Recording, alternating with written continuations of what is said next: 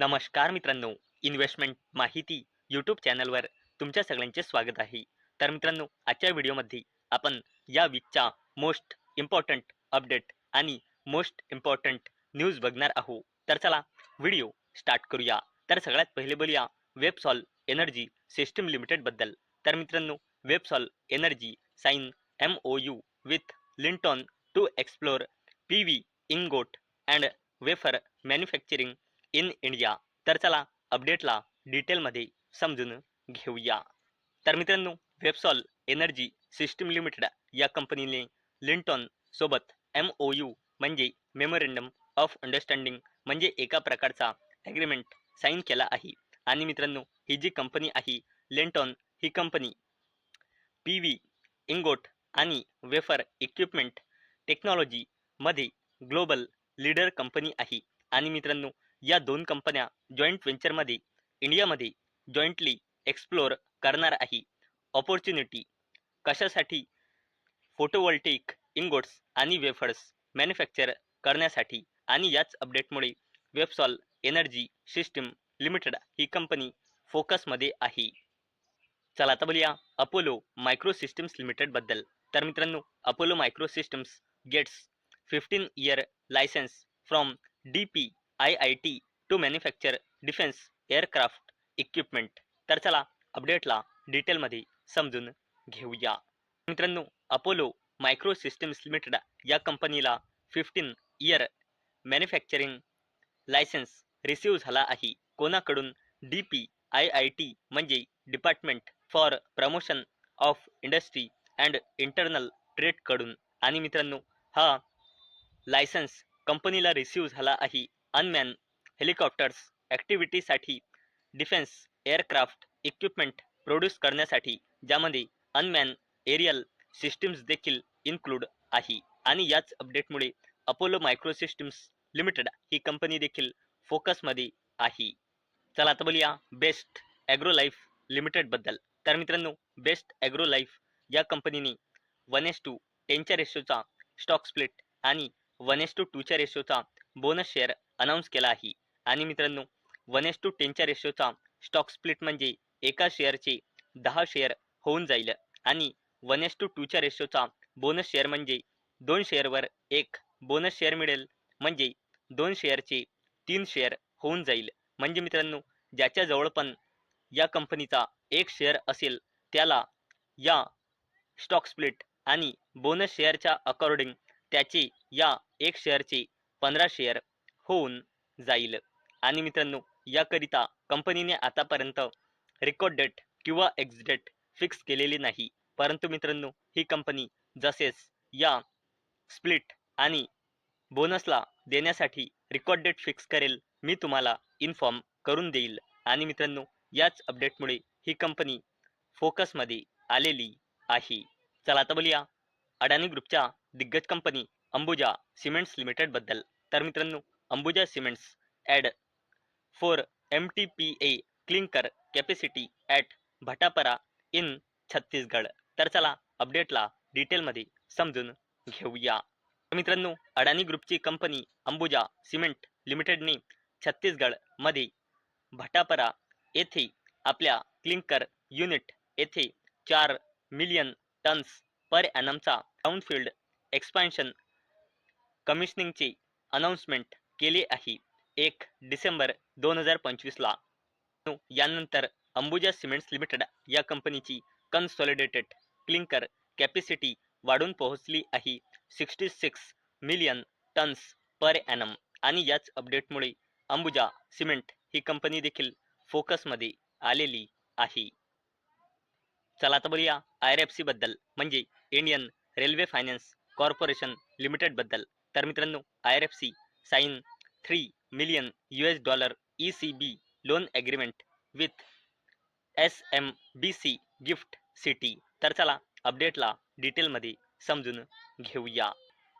तर मित्रांनो, Indian Railway Finance Corporation Limited म्हणजे IRFCने ग्लोबल फायनान्शियल फुटप्रिंट ग्लोबल लेवलवर वाढवण्यासाठी external commercial borrowing loan agreement sign केला आहे. सुमितोमो मुत्सई बँकिंग कॉर्पोरेशन सोबत. आणि मित्रांनो, हा ॲग्रीमेंट आहे 300 मिलियन US डॉलरचा. आणि मित्रांनो, अशा प्रकारे RFCने ECB मार्केटमध्ये एंट्री केली आहे आपल्या RFC 2.0 डायव्हर्सिफिकेशन स्ट्रॅटेजीच्या अंडर. आणि याच अपडेटमुळे RFC ही कंपनी देखील फोकसमध्ये आलेली आहे. चला आता बोलूया मुकेश अंबानीच्या जबरदस्त कंपनी रिलायन्स इंडस्ट्रीज लिमिटेड बद्दल. तर मित्रांनो, S&P raises Reliance industry to A negative on strong cash flow stability outlook stable. तर मित्रांनो, रिलायन्स इंडस्ट्रीज लिमिटेड या कंपनीवर S&Pने आपली रेटिंग अपग्रेड करून BBB प्लसने आता नवीन रेटिंग अपग्रेड करून दिली आहे A नेगेटिव्हची. आणि स्टेबल आउटलुक देखील दिला आहे. आणि मित्रांनो, यांनी सांगितले आहे की रिलायन्स इंडस्ट्रीजचा कॅश फ्लो स्टेबल आणि स्ट्रॉंग आहे. आणि मित्रांनो, करंट फायनान्शियल इयर 2026 मध्ये यामध्ये 60% कंट्रीब्युशन राहणार आहे डिजिटल सर्व्हिसेस अँड रिटेल बिझनेसचे. आणि उरलेले 40%चा कंट्रीब्युशन राहणार आहे oil to chemicals and oil and gas सेगमेंटचा. आणि याच अपडेटमुळे रिलायन्स इंडस्ट्रीज लिमिटेड ही कंपनी देखील फोकसमध्ये आलेली आहे. चला आता बोलूया टाटा ग्रुपच्या दिग्गज कंपनी टाटा पॉवर कंपनी लिमिटेड बद्दल. तर मित्रांनो, Tata power renewable energy partners with UCO bank for residential rooftop solar financing. तर मित्रांनो, टाटा पॉवर कंपनी लिमिटेडच्या subsidiary company Tata power renewable एनर्जीने युको बँकसोबत पार्टनरशिप केली आहे. आणि मित्रांनो, या पार्टनरशिपच्या अंतर्गत PM सूर्य घर इनिशिएटिव्हच्या अंडर ही युको बँक टाटा पॉवरच्या कस्टमरला सोलार रूफटॉप साठी अफोर्डेबल लोन प्रोव्हाइड करेल. आणि मित्रांनो, याच अपडेटमुळे टाटा पॉवर ही कंपनी देखील फोकसमध्ये आलेली आहे. चला आता बोलूया बजाज हाऊसिंग फायनान्स आणि बजाज फायनान्स लिमिटेड बद्दल. तर मित्रांनो, बजाज फायनान्स लिमिटेड जे बजाज हाऊसिंग फायनान्स लिमिटेडचे प्रमोटर आहे, त्यांनी बजाज हाऊसिंग फायनान्स लिमिटेडचे 1587.82 कोटी रुपयांचे शेअर सेल केले आहे. आणि मित्रांनो, किती शेअर सेल केले आहे बजाज फायनान्सने बजाज हाऊसिंग फायनान्सचे इथे आपण बघू शकतो. आणि हिस्सेदारी सेल केली आहे 1.9994%. आणि कोणत्या प्राइसवर सेल केली आहे इथे आपण शेअर प्राइस देखील बघू शकतो. 95.3074 रुपये पर शेअरच्या प्राइसवर ही सेलिंग झाली आहे.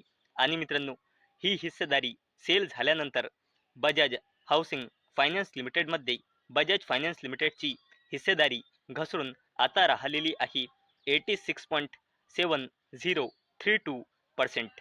आणि मित्रांनो, याच्या मागचे कारण आहे सेबीचा जो रूल फॉलो करायचा असतो ते यांनी कारण सांगितलं आहे. कारण मित्रांनो, कोणत्याही कंपनीमध्ये प्रमोटर्स जास्तीत जास्त 75%च हिस्सेदारी ठेवू शकते. आणि या बजाज हाऊसिंग फायनान्स लिमिटेडमध्ये बजाज फायनान्स लिमिटेडची हिस्सेदारी 75% पेक्षा जास्त आहे.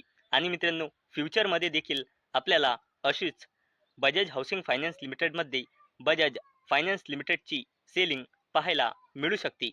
कारण बजाज फायनान्स लिमिटेडला आपली हिस्सेदारी बजाज हाऊसिंग फायनान्स लिमिटेडमध्ये कमी करून कमीत कमी 75 पर्यंत तर आणावीच लागेल सेबीचा मिनिमम पब्लिक शेअर होल्डिंगचा रूल फॉलो करण्यासाठी. आणि याच अपडेटमुळे बजाज हाऊसिंग फायनान्स लिमिटेड आणि बजाज फायनान्स लिमिटेड या दोन्ही कंपन्या याच अपडेटमुळे फोकसमध्ये आलेल्या आहे. चला आता बोलूया अडानी ग्रीन एनर्जी लिमिटेड बद्दल. तर मित्रांनो, या वीकमध्ये अडानी ग्रीन एनर्जी लिमिटेड या कंपनीने आपल्या वेरियस स्टेप डाऊन सबसिडरीच्या थ्रू गुजरातच्या खावडा येथे 200 मेगावॅटचा पॉवर प्रोजेक्ट्स ऑपरेशनलाइज केला आहे. आणि यानंतर अडानी ग्रीन एनर्जी लिमिटेडची total operational renewable generation capacity वाढून पोहोचली आहे 16,900 29.8 मेगावॅट, जी होते गिगावॅटमध्ये 16.29 गिगावॅट. आणि याच अपडेटमुळे अडानी ग्रीन एनर्जी लिमिटेड ही कंपनी देखील फोकसमध्ये आलेली आहे.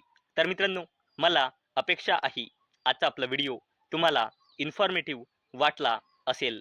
तर मित्रांनो, जर तुम्हाला हा व्हिडिओ इन्फॉर्मेटिव्ह वाटला असेल तर या व्हिडिओला लाईक करा आणि चॅनलला सबस्क्राईब करा.